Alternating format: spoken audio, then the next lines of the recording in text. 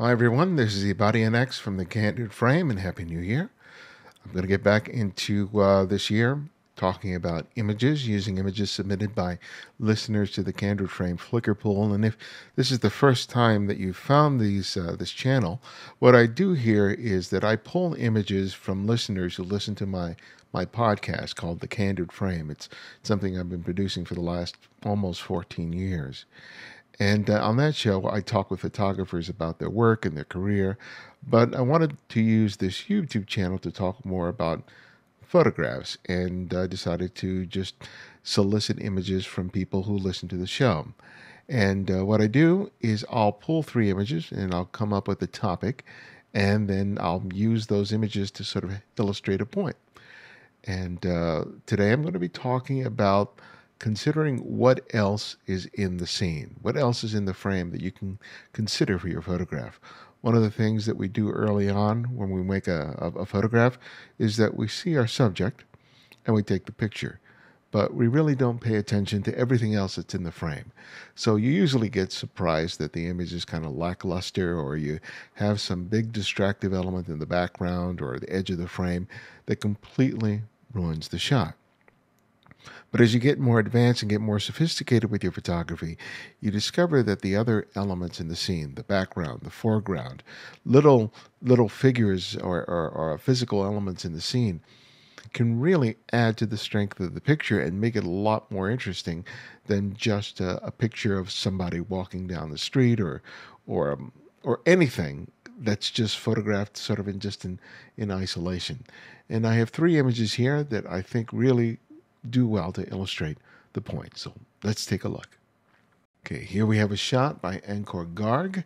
This was made with an EOS 750D at 1/800th of a second, f1.8, ISO 800. So this shot was done at a rail station. You can see the rails on the right-hand side. In the distance on the right, you can see a rail car. On the platform, you see some sort of metal structures on the far left, and we have two human figures in the background. Now, you can come to a photograph in a variety of different ways. Either you kind of recognize the subject or you recognize the scene. I don't know what came first here, but let's assume that the photographer recognized the subject and wanted to photograph the subject because that's what they were responding to. And you'll see in a lot of photographs that people who photograph another person usually do it and they're completely oblivious to anything else in the frame. And the result is, yeah, you have the subject in the composition, but there are a lot of other things that are also included in the frame that prove to be distracting. It could be the proverbial tree growing out of someone's head that's positioned immediately behind the subject, or there could be, a white car in the scene. It could be sort of anything. And as a photographer, especially as you develop your own sensibility in terms of making effective photographs, you start to realize that all the other things in the photograph, even if they are not the main subject, are really important. Now, in this scene here, we have this person walking away, and typically, that's not the most ideal subject, but here it works, and I think it works for a variety of different reasons. One is this subject is really playing off the environment in this train station, and you get this fog that's rolled in, and it creates this very sort of moody scene. But one of the things that it does, it relegates much of the frame into a kind of middle to light gray, and what it creates is a contrast between that lightness and the darkness of the human subject. And that contrast helps to guide the eye to the subject who's walking away at the center of the frame. Now, one of the other things that really helps this as well are the shapes and the lines of the very scene itself. We got this diagonal line here of the train that helps to lead us to the figure here. You have this sort of almost subframing that happens here from this structure, and even though it's very, very faded, it still creates a frame within the frame in which this scene is playing out here. We also have some lovely repeating shapes and patterns that exist within the shot. And the photographer here is carefully considering all these different elements in the frame when he's making the shot. And one of the things that I think really makes this image strong is the presence of this other human figure in the background. Now, if it was just that single figure walking in the scene, excuse me for that, if it was just a single figure walking into the scene, yeah, it still would look very moody and very cool. And having the subject there really adds a lot to the scene, because with no human figure, there would be no focal point. There would be no space in the composition in which we are being guided to look. And we definitely see the guy in the middle because of that contrast I mentioned before. But having that human figure in the background adds a counterpoint.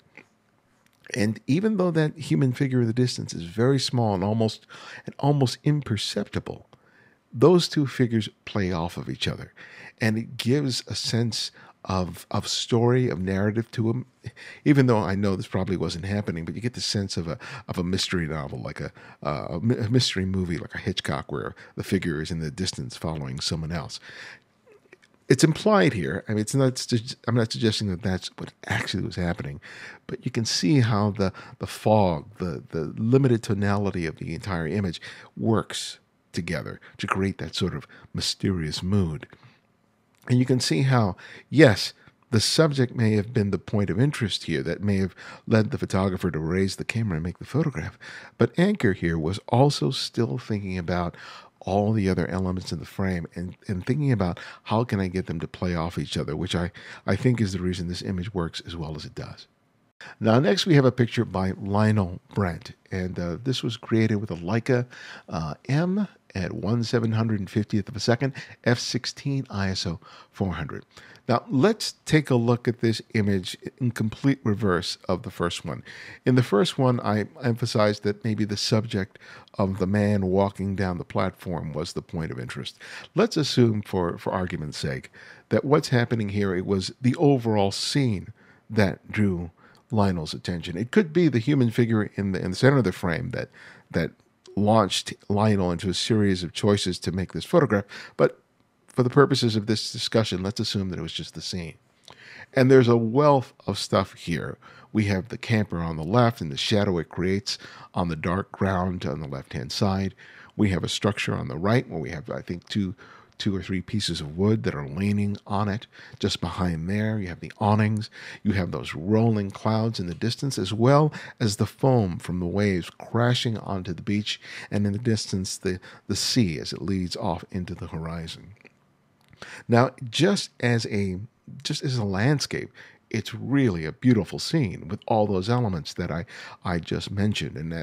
And rendered in black and white, there's a wonderful play of tonality from really almost white whites to grays to dark. This, as a black and white image, this works really nicely. And you can see how carefully Lionel composed this frame, because there doesn't seem to be anything here in terms of the elements in the foreground, the middle ground, or the background that are a mistake. They look like they were included in the composition in order to make them, to bring balance to the overall composition. But you could have all that and then still need something. Often when I go photograph, I'm looking for a scene. I'm not necessarily looking for a subject. I'm not always looking for an interesting character. Sometimes I'm just looking for the stage upon which I can possibly build a photograph.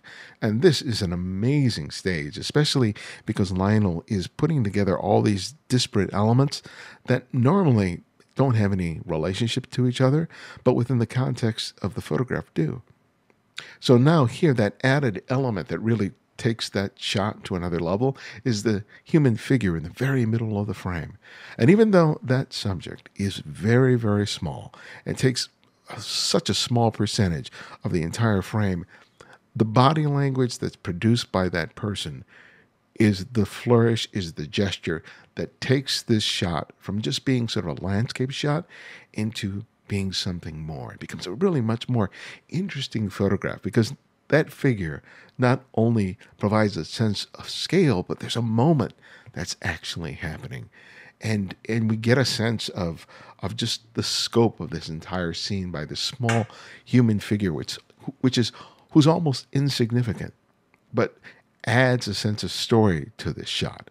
So in the first shot, we talked about looking at the human subject and then considering everything else around it and determining, can we add things to the composition to serve the shot.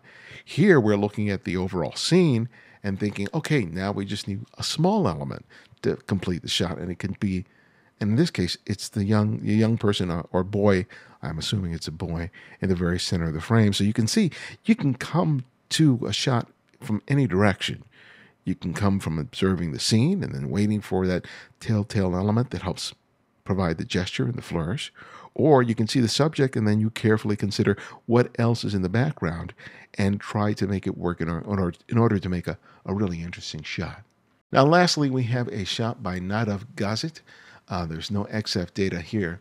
So here's a shot that could have come to the photographer, got presented to the photographer either way. It could be that he saw this figure walking away and decided, hey, that's an interesting gesture with the man holding his hands behind his back and just likes his sort of body language. So he maybe made a shot based on that. Or he could have seen the potential of this scene. The way this pathway on the left creates this sort of S curve towards the middle of the frame, and seeing the repetition of pattern, not only the walkway upon which the man is walking on, where you get these squares and rectangles repeating themselves, but also the repeating pattern of the birds, the poles or the trees that are in the background. We have two other figures that are sitting on a bench.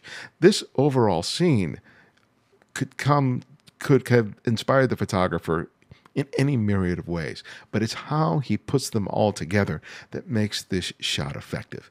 Now, this overall scene, imagine it without the man. You got a great stage. You got a great setup for it. But you would need something, because otherwise, without the presence of the man, the area we would take a look at first would be the birds.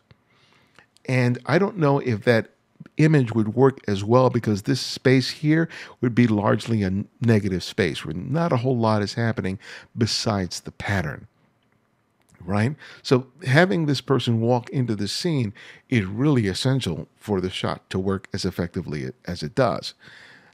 Now, if the man had been a little further down, like in this area here where it's very, very busy, and the photographer had been positioned back here, all of these elements here wouldn't have worked as well graphically as this does, because there is a natural balance to all the elements that are in the frame here, the birds, the trees, the people on the bench. There's a wonderful synchronicity that's happening in this entire frame, and it just needs that man in order to complete it, provide the gesture, and to bring that sort of something that we're always trying to pursue as photographers. Regardless of how you come to a scene or a moment that you want to photograph, whether it's the subject or whether it's the stage, the overall scene, take careful consideration of what else is in the frame. Think about how it's complementing either the scene or the subject, and if it doesn't work, find a way to get rid of it. Move closer, move further back, shift to the left, shift to the right. If you're using a zoom lens, zoom in or out, or drop down to your knees and shoot from that perspective, or shoot high. Don't just, get shutter happy and just keep pressing the button hoping that the image comes out. You really have to take your time to really observe how the camera is seeing so that you can pull off a really effective shot. All right, I hope you found that helpful. I teach workshops throughout the year, several through the Los Angeles Center of Photography. But the first one that I'm going to be teaching is just a half-day workshop in Hollywood as part of the organization's Los Angeles Street Week, which is a week dedicated to street photography. I'm going to be leading a half-day workshop in Hollywood, but there are other photographers that are going to be leading half-day workshops in Venice and different parts of Los Angeles. So if you want to find out more about that, go to lacphoto.org and you can sign up for my workshop or for anyone else's, or attend one of the events like the exhibit or the day where the panels are happening, where we have various street photographers speaking about photography. Let me turn off that notification thing. I should have done that before. And lastly, the Candid Frame. It's my podcast in which I interview photographers about their work and career. I've been doing it for almost 14 years now. This is our 14th season. And I interview photographers not about equipment, not about gear, but about their careers, their lives. And we get really intimate and interesting conversations.